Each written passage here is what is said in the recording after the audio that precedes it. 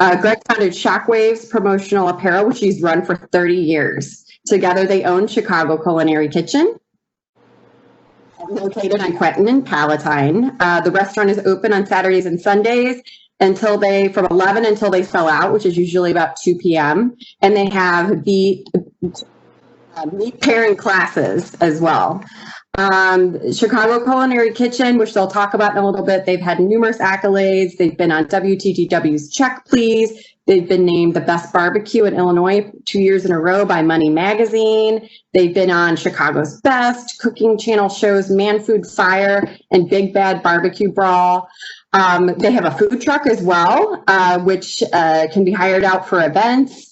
And later this year, which I'm sure they'll talk about in a little bit, they're opening a new location in Palatine for Chicago Culinary Kitchen. So it's really exciting. We're really happy to have them here. And I hope everybody has their beverages and snacks. I know I see some of you get your beverages and snacks to have by your side. I will turn it over to Kristina and Greg, and then we will, at the end, we'll do some Q&A, and we'll close the call with a toast and a cheers with all the alumni. So I'll go ahead and turn it over to you. And just so you know, one other thing, if you there's a couple different views you can toggle between. If you want Kristina and Greg larger, you can click on the different views on your top right portion of your screen. So you can see everybody, or you can focus in on them. So I'll turn it over to you, and I'll go on mute now. Kristina and Greg, take it away.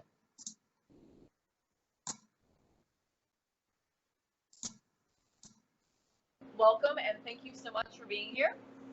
Well, thank you. So yes, I am a Harper Alumna. I went through the 2-year registered nursing degree. I graduated in 2009, and then we got employed at a skilled nursing facility. I worked there from 2009 to 2013. I loved my job. I loved my patients. But in that time, I also got married to this great man. And he was an entrepreneur to begin with. And so he was always trying to get me to get out of what I was doing and come over and take over the company that he had started over 30 years, or at that point, 25 years ago. And so eventually I went ahead and jumped ship, and I took over the front end doing HR, AP, and AR, accounts receivable, accounts payable, human resources, and also a lot of the data entry, just to kind of watch and keep everything in the family and make sure everything was going good. I missed my patients, but you know what? It was a good switch for me. I had learned a lot of time management and a lot of different resources in the nursing degree from Harper that helped me move into that position. My husband and I also started doing a lot of entertaining in the backyard at that point. He is a very creative guy. He basically worked off of an artist degree, doing different things. And one of the things he always wanted to do was go to a cooking school, which he was not able to do. So we were basically home chefs. We would have friends and family over on the weekends. Parties got bigger and bigger. They'd come drink our craft beer, leave their craft beer in our fridge. You can't say crap. I can say crap. And then they would also drink our fine wine and leave their $2 chuck from Trader Joe, which is okay too. Basically, he would spend the entire time slaving in the backyard over the grill, and I would be inside cooking all the sides and making sure everybody had a full glass and was taken care of. We realized that we really loved entertaining, we loved cooking, we loved pairing things together. So we decided, you know what? Why don't we do this as a hobby and make a little side money? You never said that. You Okay. never said that. He actually said that. You're like, I don't want to leave nursing, and I'm like, trust me with this. I'm like, if you want to have your own time, you want to make your own money, the only way to do this is to have your own gig. And that is true. It took him over a year to get me to leave my nursing job to move over to Shockwaves. True story. Anyways, back to backyard barbecue. We decided that we would be good doing it and make some money off of it, have some fun, and see where it went. So he brought to me in presentation. He's like, you know what? Let's do barbecue. Barbecue's great. We love barbecue. And I'm looking at all the barbecue restaurants that I see online, and I'm like, there's a million barbecue restaurants. We would get nickeled and dimed. I'm like, I'm not doing barbecue. I'm not doing it. Go back and do some more homework. So he came back with basically drafts and picture graphs and all that fun stuff. And he had found churrascos, which is a Brazilian style of barbecue. So Fogo de Chao, Texas de Brazil, they all use churrascos. But there's no catering churrascos in the United States. So he's like, well, how about we do this? It's unique. It's something we can just create on our own. We can do fusions between actual Brazilian cooking and American fusion. I was like, okay, that's fine. We can try this. So we got our first churrasco that he had found a place in Texas that would actually manufacture it for us. And they said, yeah, it'll be great. So after 9 uses, that churrasco bit the dust. Luckily for us, while we were doing our events, we were doing events at Harley Davidson in Palatine, and they were able to fix that churrasco for us each time that it had an issue. The problem was they didn't do any kind of installation for the back gears. So basically the gears got cooked every single time. Fast forward, we ended up importing them from Brazil, from Shearer company in Brazil, and we ended up over the course of 3 years with 3 of those machines, and we got ourselves a box truck and a commissary. So the current location of Chicago Culinary Kitchen at 773 North Quentin Road in Palatine was originally, thank you, was originally not by us because we needed a commissary, a licensed kitchen to do all of our prep work so that we can go cook on site with our churrascos. We eventually, that was in 2014. Fast forward to 2016. She does a lot of fast forwarding. There's so much information. But we missed the beer and barbecue. We missed the actual, a lot of personal interaction. We missed doing the pairings. And so we decided we would be open as an event space. So, Culinary Kitchen, we base this on communal action, communal people, right? This is a communal type of place. So that's why, like, this COVID thing, does it hurt us? Yes, but it hurts us. It hurts us in a different way because, like, I can't present food the way I want to present it out to somebody in a cardboard box, right? It just doesn't work that way. We're a small little place. When we're busy here, pre-COVID, there's 36 people sitting down at one time. People are making friends. People are hanging out, and it's a very communal thing. So that's why this is been a difficult part for us to get through this, of all that. But we've adjusted things, and we've gone through different changes as well to make this happen. Sorry to interrupt. Yeah, that's today's timeline. But so we eventually opened as an event space because we wanted to do those beer and barbecue pairings, and we wanted to play with barbecue. So we had to go back to Palatine, new business plan, write it out, new permits, new things to change. And we decided that we were going to do beer and barbecue and then also wine and barbecue. So beer and barbecue, easy enough. I was working on my certified Cicerone at that point, so I had a lot of beer knowledge, but I was lacking the wine knowledge. So we also do a class called the Pork and Cork. So pork for barbecue and cork for wine. And we've had great partners in that when we opened as an event space with Linford Winery, helping with that wine knowledge and even having them come and actually teach the wine part of it and giving me the night off so I can just hang out with the guests. So, go ahead. Or I thought you were going to say something. No, I'm sorry. I had a little gas. So we opened as the event space. The name Chicago Culinary Kitchen came about because the original intention of the event space was not for us to do barbecue only. We wanted other Chicago chefs to be able to come in and use our event space in order to do their own classes, whether it was sushi, Italian, Greek. We didn't care what it was. We just wanted an event space so we could do what we wanted to do and have fun. As well to do other items as well. Yeah. It also allowed us to do other events here as well with different cuisine. And 773 is, the Chicago area code. So that's our address here, 773. So I'm like, this kind of makes sense, People are like, well, why did you name it Chicago Culinary Kitchen if you're not in Chicago? I'm like, because Palatine Culinary Kitchen sounds stupid. So we're going to go with the Chicago. We're going to go with the Chicago deal on this one. At least he's honest. Yeah. So we did the event space that started in October 2016, and we started out with just doing our beer and barbecue classes, the Pork and Cork. And it was such a hit, we never got a chance to invite other chefs in to do things. Within 3 months, by popular demand, we were already submitting a new business plan to Palatine, because now we weren't just going to be an event space. We weren't a commissary anymore. Now we need to be an actually functioning restaurant. So back to the books, back to writing business plans, back to getting, permits to do different things and talking with the village on all levels, trying to figure out, okay, we're changing this, what do we need to do? How do we make this happen? And by March 2017, the first weekend in March was the first weekend we were open. We opened as a barbecue restaurant, craft beer and Texas barbecue. Just Saturdays and Sundays, like Shannon said, from 11 a.m. to sellout, which is usually around 2 p.m. And we started out, we had to dial things back. We weren't making a ton of barbecue because we were just getting started. And so we wanted to make sure that, we were serving the freshest product ever. So everything would be timed to be done at 11 a.m. when we actually opened, so that when you came and got your barbecue, it literally was being served out of our pits, out of the smokers, ready to go. Take home, eat it there, eat it here, have a beer, have 2 beers, share it with your friends and family.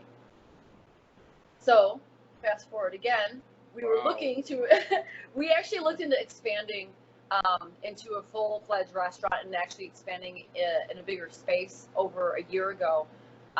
And we just couldn't find the right place, couldn't find the right people. And so we went back and we looked at where do we make money? And a lot of it had to do with catering and events. So we invested in a food truck.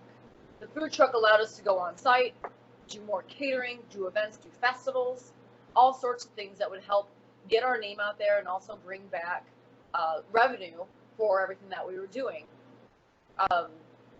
Kitchen? You're good. I'm good. Okay. You're the alumna. And thanks. So now, today, we are still open just weekends. Our food truck is operating at our future location because now we are actually expanding. We're just waiting on permits. Now you're taking my part. Oh, I'm sorry. No, I was going to do accolade. Oh, do that. No. Leave me in. So over the course of 3.5 years being at this location, Greg's going to share some of the accolades that have come about. Yeah, so in case you don't know about Kristina as well, I don't know if this has been announced or whatever. I mean, Kristina is a certified Cicerone, which means she knows her stuff about beer. It took about 2 years for her to get to pass this particular test. That was how many hours? It's a 6-hour test. 6-hour test. Tasting, beer knowledge, all this stuff. So it's not like, hey, I know this beer from that beer. It's very detailed. So it's the second level of Cicerone, and it's a difficult process to go through. And on top of it, there's not a lot of female Cicerones. So props to the female Cicerones out there. But, through us opening here, we've done a lot in a little bit of time. We've been on numerous cooking shows. We've been on the cooking channel, Manfire Food. Roger Mooking came here. We did a churrasco cooking outside. We did Big Bad Barbecue Brawl with Shannon Ambrosio. That was a lot of fun. Sorry we beat him. We've been on Chicago's Best. Check, please. Last year I did a show on the cooking channel called Fire Masters. It was a lot of fun to go to Canada, so I don't want to tell you how that ends. But we've done a lot in a little bit of time here out of this, can I say shithole, where we're at? She's bleeping me out. I mean, think about where we're at in Palatine, at the worst possible location you could find. And we made this happen here out of nothing. I mean, if you guys know us, if you've been here, depends on the day. People come in. I mean, I have people line up at 9:45. 9:45, we open at 11 o'clock. It's a weird phenomenon for us, to figure this out. I'm like, you're waiting an hour something to eat barbecue and drink beer. Just like in Texas. Yeah, but if you're the first person, because they know it runs out, and that's the key. Because our stuff is fresh. This is not like we made ribs the day before and we're gonna do magic to them to reanimate them or whatever. Our food is made that day. so that it's the freshest as possible. Then Can I interject for 1 second? please interject. So I remember when he wanted to do this barbecue event space, and we got our first commercial smoker. I mean, granted, before that, when we were doing all that backyard barbecue, we had a Texas Rancher. That's basically a giant grill from Weber. So, like, your little grill like this, I'm talking like you can't get your arms around it. That's all we cooked on. We did, beer can chicken. We did ribs. We never did pork butts. We never did briskets because we didn't have a smoker. And it took a lot of time to do that on a grill and do, like, offset smoking. So when he decided that we were going to be the event space and we were going to do these beer and barbecue paired classes, he started playing around in the kitchen with brisket and pork butts. And I mean, literally, it was him watching YouTube videos, him reading books. Franklin's Manifesto is an awesome book. And then just trying it. We got our first commercial smoker when we actually opened the event space. Before that, we'd never cooked brisket or pork butt. And I would watch him throw away perfectly good briskets because they were not up to his standards. And I was just like watching money go out the window. I was like, what? And he's like, I'm not serving anything that's not fantastic. And I was like, I get it. I'm totally there with you. I'm like, but that was really good. He's like, well, it could be better. And so it was a lot of trial and error because remember, neither one of us were actually trained to do this. It was a passion we had and something that we enjoyed doing together. And we worked on it all the time. We didn't have downtime so much. We would try and figure out recipes and what we were going to do and then pricing out a menu. How do you figure out what you should charge for something to be efficient and economically efficient without being too overpriced for the people that you're serving? But being an entrepreneur, two things. Like being an entrepreneur means you don't have another job. Like you don't work a normal job. You work your jobs. And the other thing, being an entrepreneur, you work 24/7. There's really no time off. That phone or whatever is with you all the time. Especially running two different businesses. I mean, my morning starts. I call it my rounds. I make rounds. So I go from one place. I spend my time there. Then I go to another place and make sure everybody's happy, copacetic. It's a fun little world. Daisies are growing. Cornbread is blooming. So I got to make sure all that is happening. So it's a lot of work, but you know what? It's rewarding, especially for barbecue for me here. And I know she'll kick me under the table. Like if you didn't have to pay me to do this, like I do it because it's a passion. Like I like cooking. I like entertaining people and all that other stuff. To me, I know if I like the food, I'm going to assume that people like the food as well. You do have a good palate. I do. I will say one thing. So as Shannon introduced us, I got my registered nurse degree, which is basically very much logic and new numbers and everything like that. And then you've got the creative. So we balance each other perfect. Yes, he would come in and do this for free. I'm over here scrambling, trying to figure out what did we pay for this, how much work's going into it, what do I charge for that, where's our profit. That's so you got to find a balance. You got to find a partner that's going to help balance you, or whether it's your spouse or a working relationship. Just like I've always told them, I am the hurricane, the tornado. Everybody else is the Red Cross, right? To come and take care of this, help like this. I can make the money. I can help us make this and show us the way through.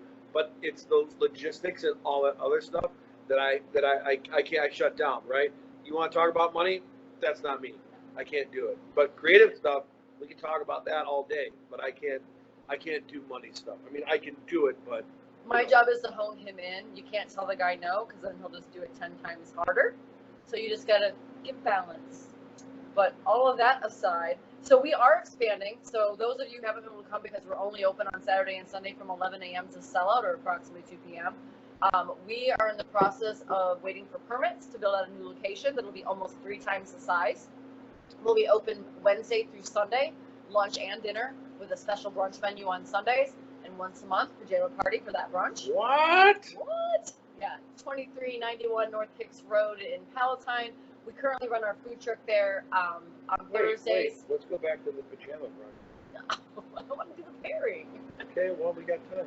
All right. What do you want to talk about? We'll talk about pajama brunch. We're hoping that it's more like adults having fun in like It's not. bunches and little kids. It's going to be kids in SpongeBob and all that other stuff, so I already know. It's okay, we're going to have a full liquor license there too, so you just medicate. Yeah. So we're hoping to still be open by November. It just depends. We're hoping the build out's not going to be too crazy.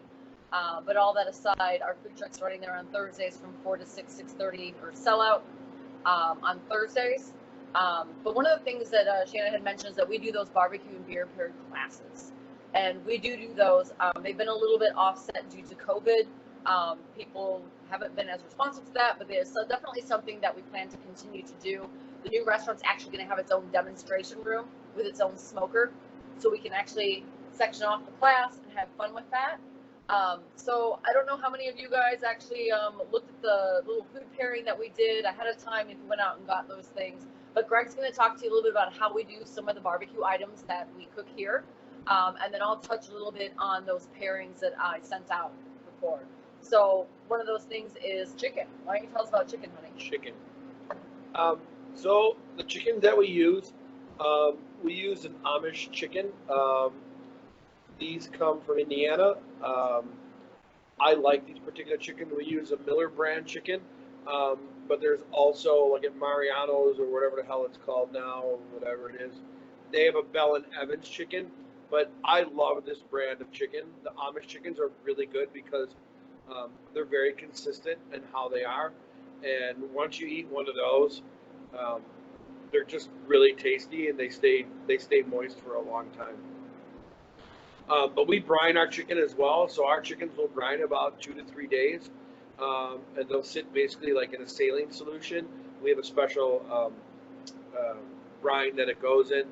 There's no secret. Whatever you guys want to know what we serve or how we do it, I'm more than happy. Like, so we use, yeah. Yeah, if you take one of our barbecue and beer paired classes, if you want the recipes, I literally have them in like a note that I can just like copy and paste and send it to you. Like, go ahead, try it. So we're using this. This is called Sweet Brinemine. This is by my friend Mark Lambert. This is what we use for brining our chicken. So it adds some flavor as well to it.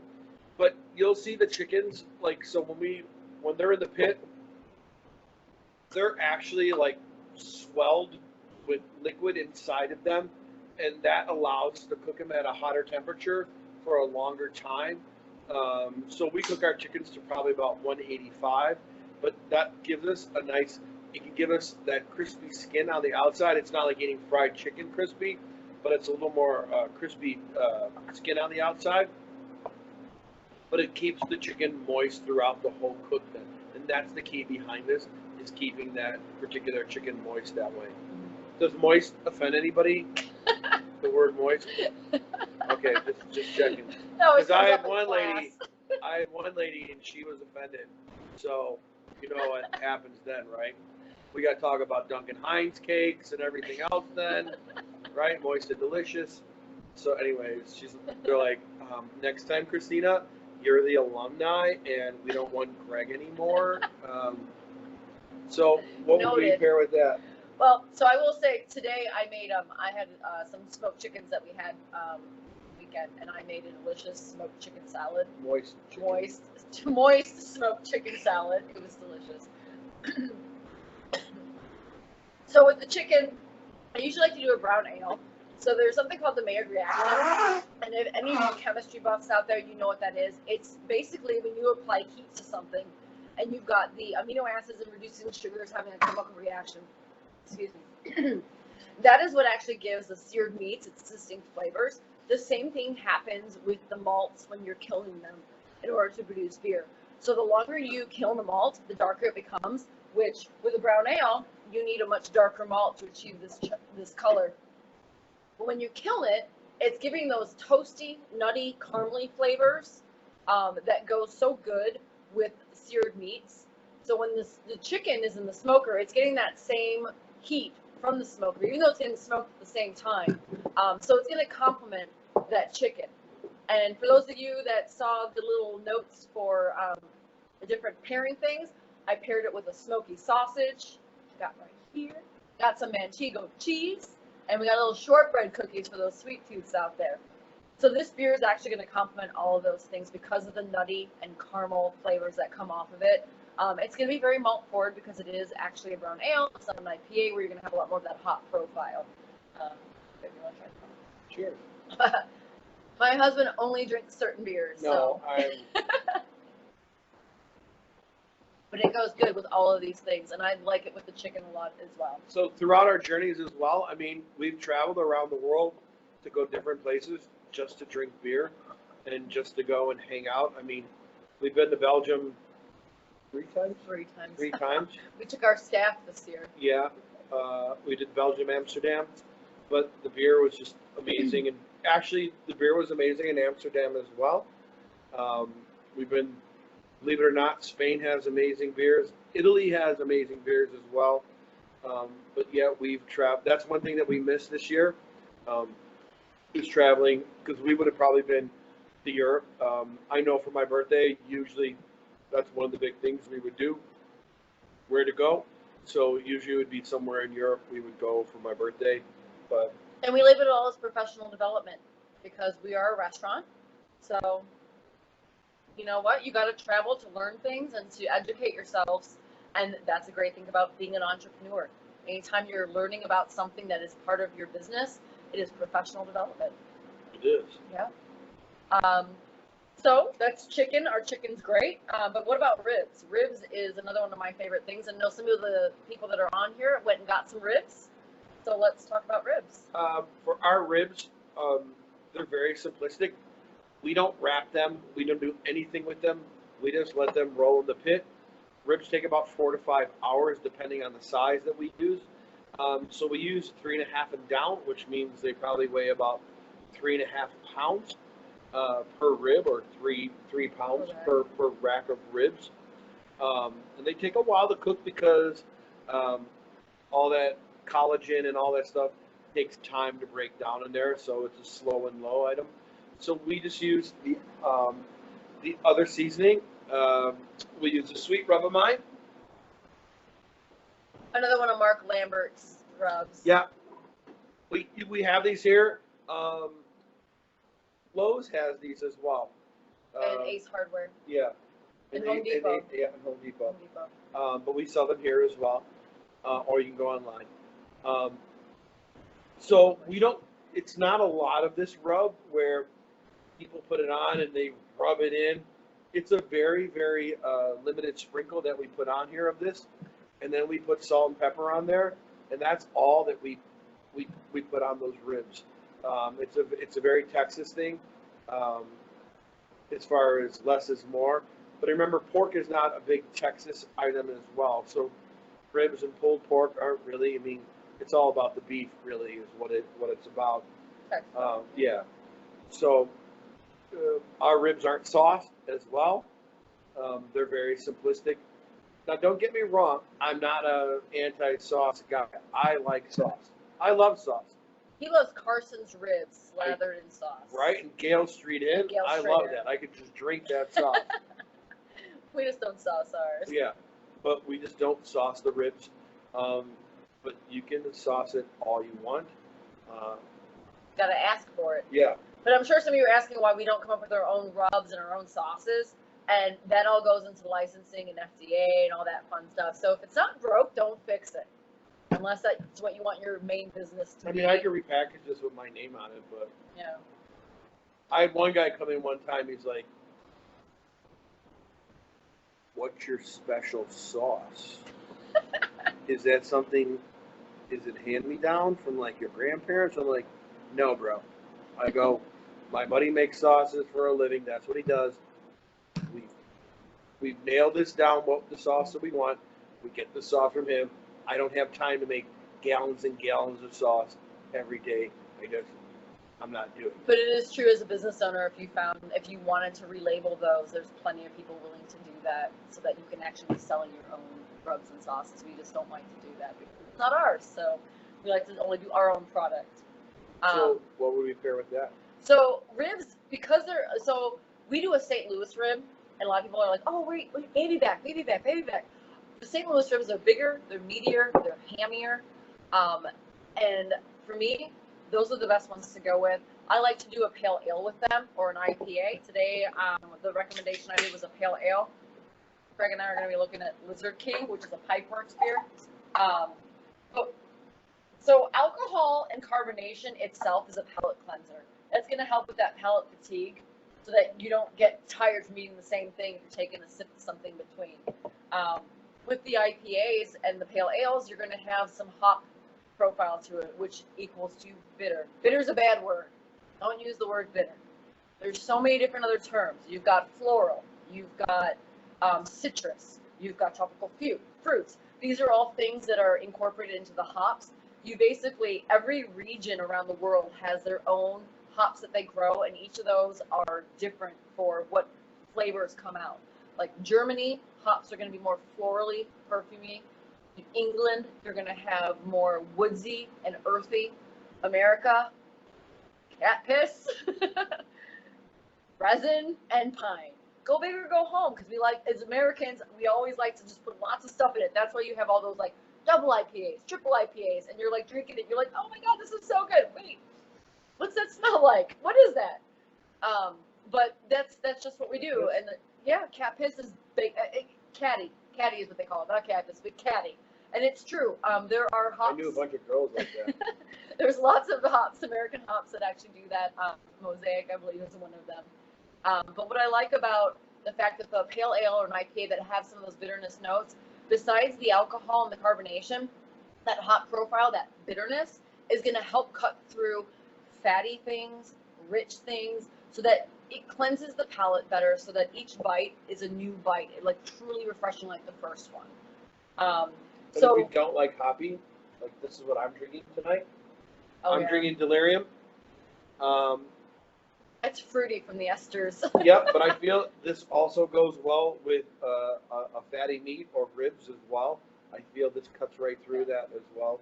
Because Belgian beers tend to be highly carbonated, and so that's going to very much lift any of that fattiness, that richness off the palate, so that you can enjoy another bite. For those of you that if you went out and got the things for the pairing for the pale ale, there was pancetta on there. There was aged sharp cheddar cheese, and also thumbprint cookies with jam. I got big cookies because I couldn't find the thumbprint cookies. But all these things are going to be great with a pale ale. The pale ale malt backbone with the sharp cheddar cheese is going to almost be like a fun little grilled cheese sandwich. The pancetta, very rich, a little fatty. That's going to cleanse your palate in between bites. And then it complements perfectly with a cookie that's got some jam in it because of some of those citrus and fruity notes. Also with pale ales and IPAs, if you have something that's citrusy, that's going to brighten any dish that you have. Anything that's heavy, it's going to lighten it up. Wouldn't we say that we could almost go to a sour with this as well, with ribs, something fatty? Sure, you could do a sour, which is big in Texas. It's almost, think about a lemonade with some alcohol in it. It's going to be a great palate cleanser. So yeah, good call on that one. Yeah. Like you're in Brussels. Gotta talk louder. When we were in Brussels the one time. Oh yeah. We did one of our trips to Belgium. We did a beer and food pairing tour, and I had never enjoyed sours before. If anybody's had a sour, it tastes like bile. If it's a true sour, it really does resemble bile, or just a super sour. But what I learned in this trip on Belgium was that if you took like a piece of artisanal bread and some artisanal soft cheeses, a little bit of thin sliced radish, and a little cracked pepper, take a bite of that, take that Flanders sour or another American craft beer sour, and that sourness goes away, and all you taste are the other flavors of that beer. Just because you have to think about what you're eating and what you're pairing with. You either want to complement something or you want something that's a contradiction. So back to the chicken, we talked about the Maillard reaction and those caramely notes, those toasty notes that complement the same malts that are used in the beer. With the pale ale, we're pairing it with something that's going to help cut through some of that fattiness. It's going to add some fruit or citrus notes to something to help make it more interesting, to help liven it up. There's no wrong way to pair a beer. It's right. Easy to you pair can go one way or the opposite. Mm-hmm. All right, let's talk about brisket. That's the holy grail of barbecue.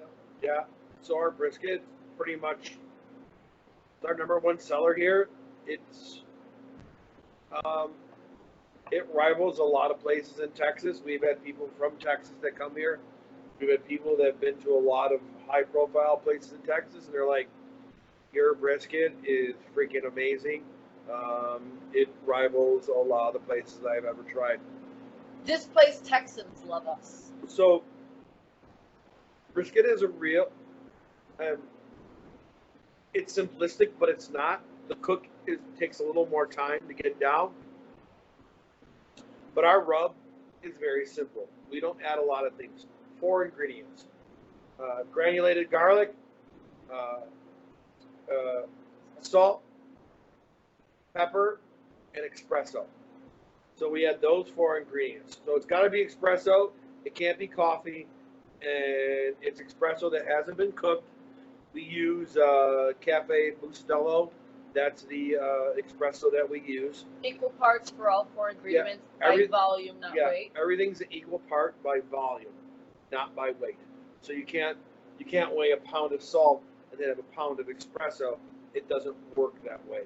So everything is if you're using a gallon of something, we'll use a gallon of the espresso and so on, and then work it that way. So everything's equal that way. And brisket takes about 12 hours to cook. They take their time, but the key with brisket is letting it rest and hanging out, and that's when it becomes gelatinous and it just becomes freaking an amazing piece of freaking beef, just because it's taken that long to cook it as well. We're also certified, not certified, certified, yeah, crazy, but. We're also brand ambassadors for certified Angus beef. So the beef that we use is a very high quality beef. Certified Angus beef is amazing. They've done so much for us as far as teaching us about the branding and everything else and the quality of the beef. I mean, we've been to places where last year we did a chef's tour. So we went to Texas. We went to Freona, Texas.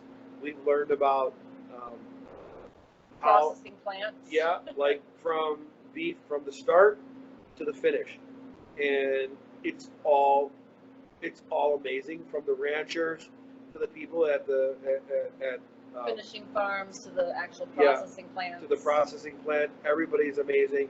The processing plant will blow you away. It's just amazing how many people there at one time, and just to watch what's going on there. It's pretty amazing.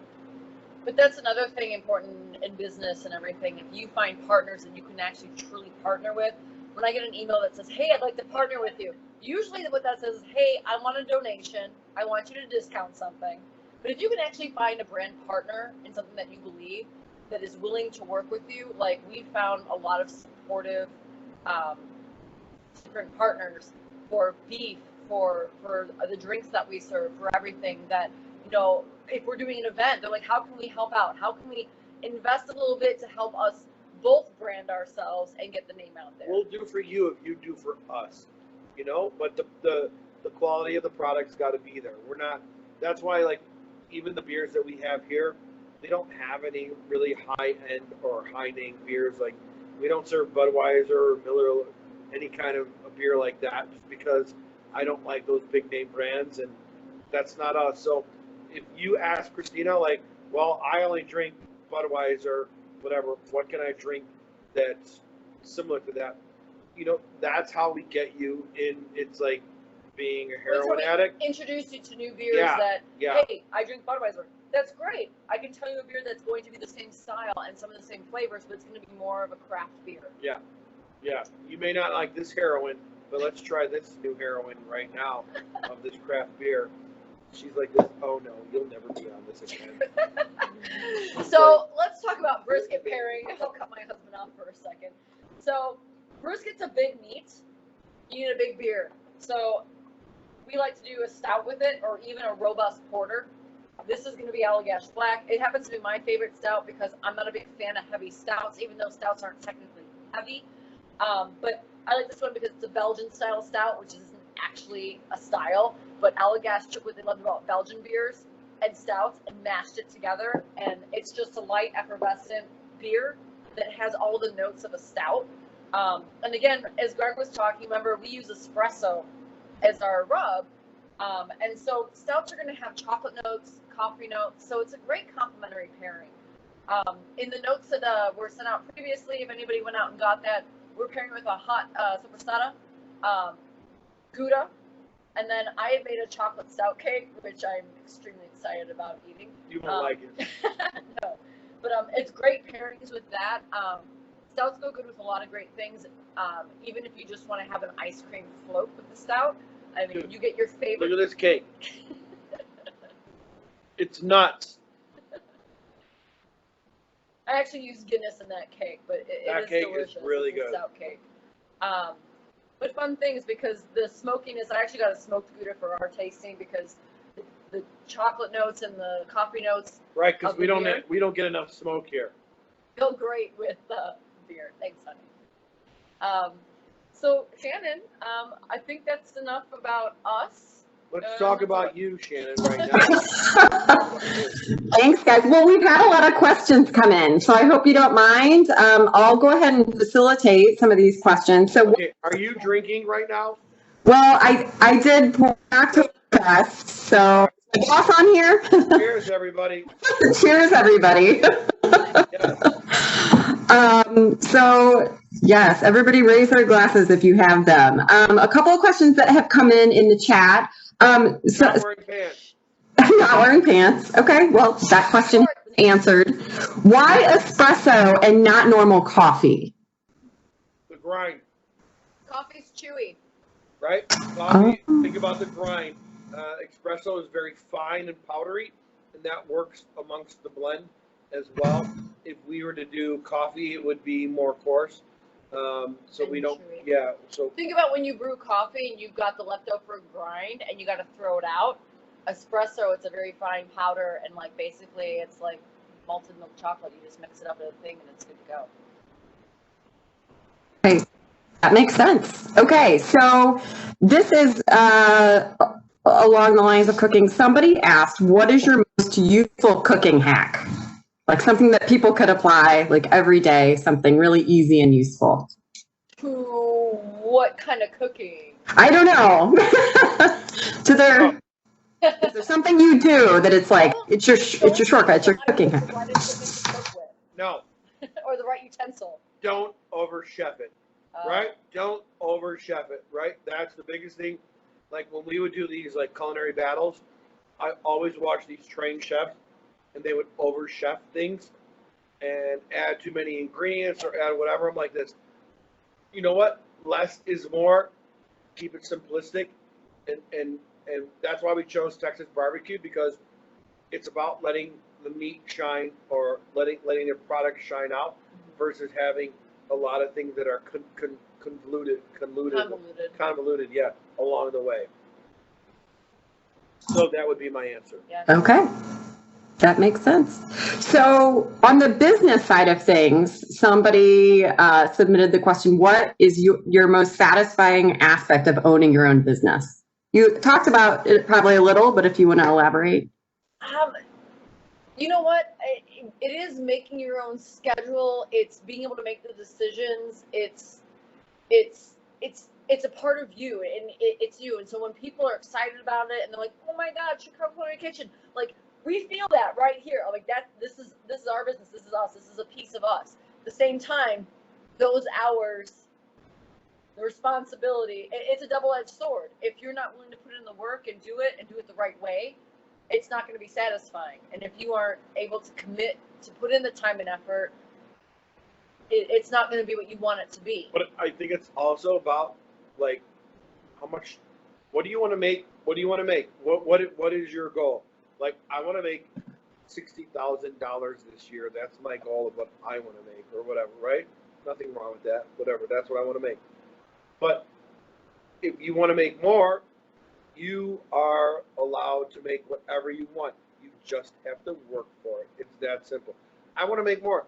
I'm not content with making $40,000 a year. I want to make blah, blah, blah. I don't know what I want to make. So where's the sky? The sky's the limit. Sky's the limit. Of what you want to make. how much effort do you want to put into yourself, your business, and your product? For me, it's the ownership of having something that's successful, but the successful part takes that whole time and commitment and the work.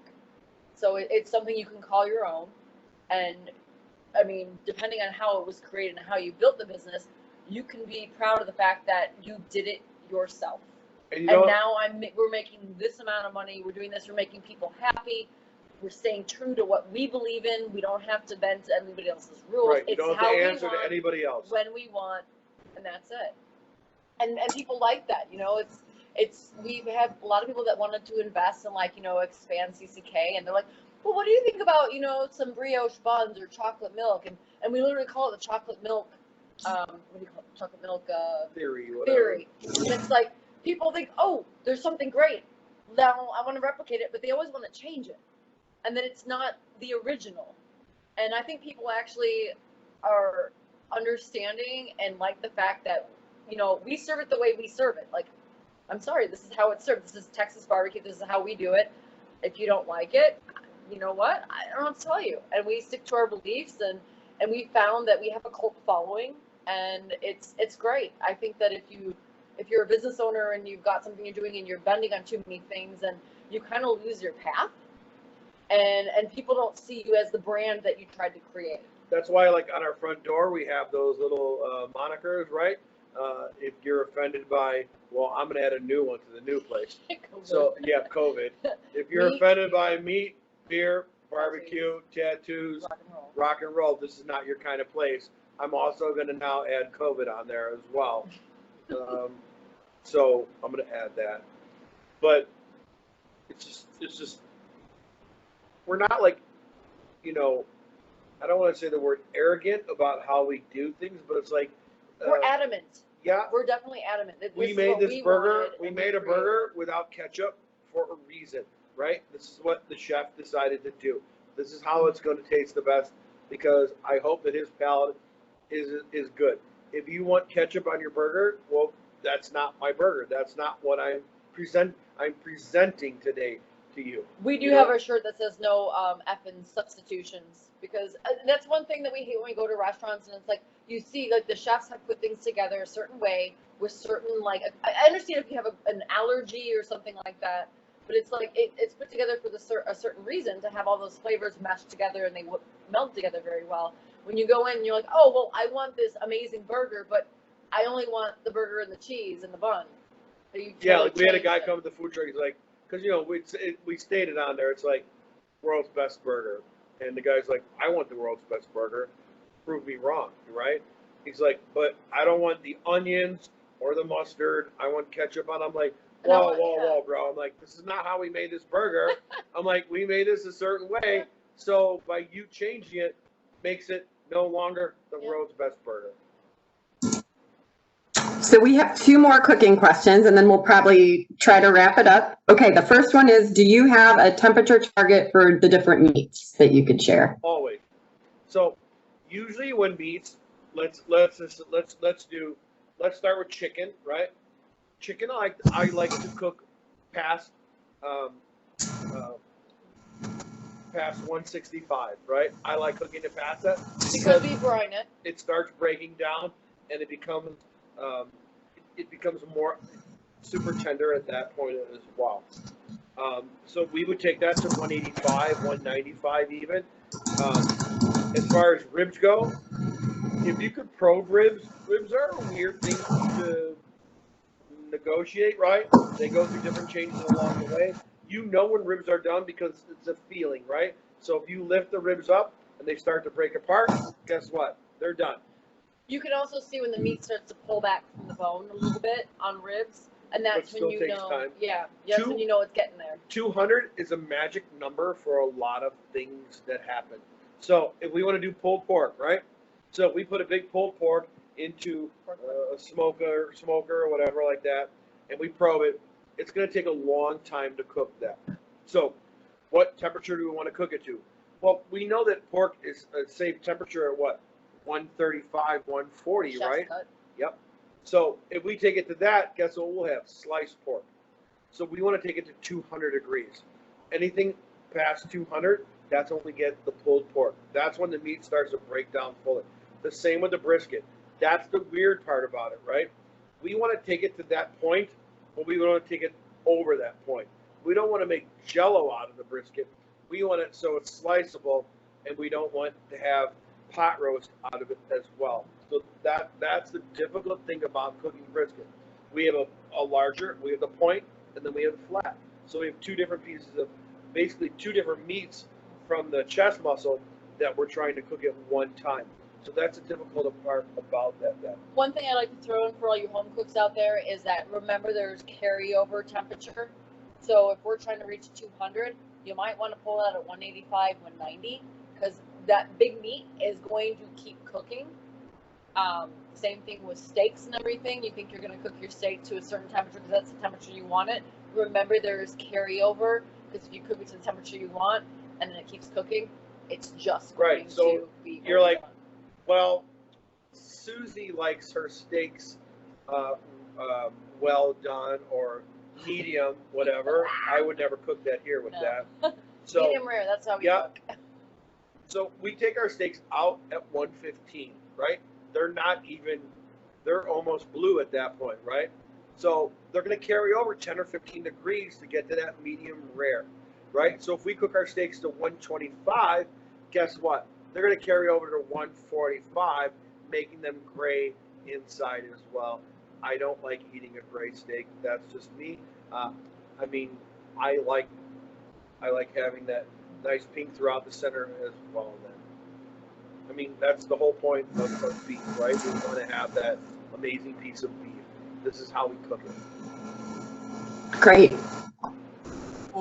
Question here. Do you spray the meat with apple cider vinegar ever while it's smoking to keep it? So with ribs, we spray them with apple cider vinegar, apple juice, and Worcestershire as well, because that gives us the umami out of it as well. It really doesn't add any coloring, but I would say we spray our ribs about every 40 minutes inside the pit. So anytime the ribs are getting dry, we want to keep the ribs, guess what? Moist. So we spray them down at that point then.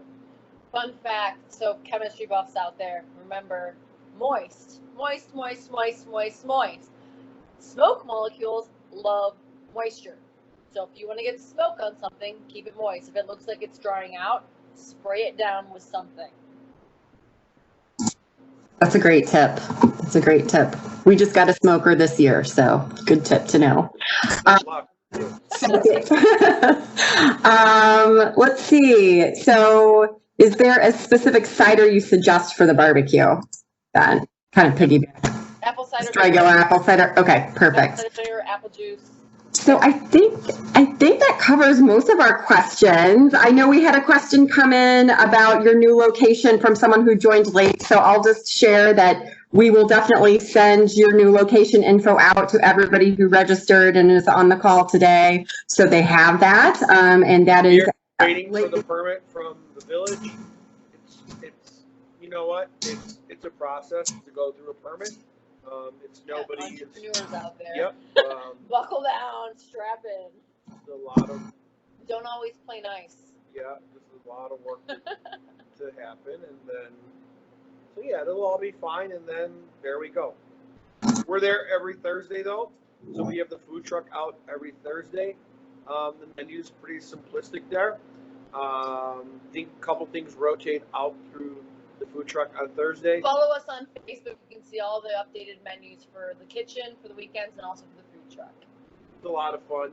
The food truck on Thursday. We got tables and everything. It's like tailgating. Yeah. Fantastic. Well, this has been so great and so informational. We loved learning about your journey to where you are today and all of the great tips for barbecue and the great beer recommendations that I've been jotting down this entire time. So I'm sure everyone on the call enjoyed. We've had a lot of comments. Thank you in the chat. I'm not sure if you guys are actually able to see the chat, but I just want to say it's been so And we're so happy all of the alumni were able to join us today. I encourage all the alumni to stay connected with us. There's a link in the chat to alumni.harpercollege.edu. You can join our online networking platform where we promote events like this and people can network and find a mentor, as well as there's a job board. So it's a really cool platform for our alumni. A couple of events we have right now. We actually have the virtual 5K happening right now for our alumni. It's running through the end of September. You may have seen the promotion on Facebook. And then next month we have our Distinguished Alumni Celebration. So I hope folks can join us for that. But we hope to host more events like these in this virtual capacity as we are now. And I want to thank Greg and Kristina so much for the great information and